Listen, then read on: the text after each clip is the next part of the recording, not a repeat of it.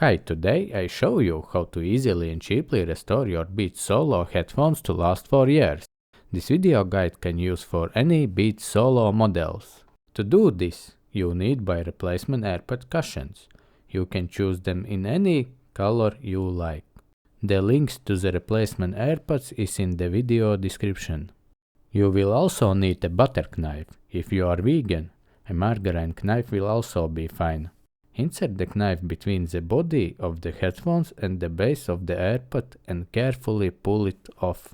When you see the gap, hold the base of the AirPod with your thumb and then use your other hand to remove the entire AirPod. It is better to remove AirPod together with double-sided tape.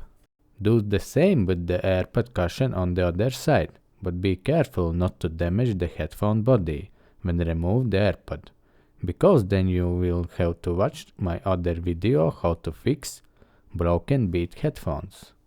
Once both AirPods are removed, clean the headphone body of any glue remains. Otherwise they will affect the fit of the new replacement AirPods. Then take the AirPod that has the groove.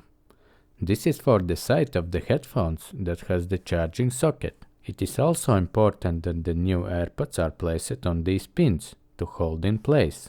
Remove the protective tape and glue the new AirPods in place. Just remember to center them on the pins. After that, all you have to do is press down AirPods to make them glued. Then do the same with the other AirPod. Remember that the AirPod seam is down. Center the AirPod on the pins and press down. It really was that easy. For less than $10, you've restored your Beats headphones. But now don't forget to put your granny knife back and see you in the next TechCrew DIY video. Bye!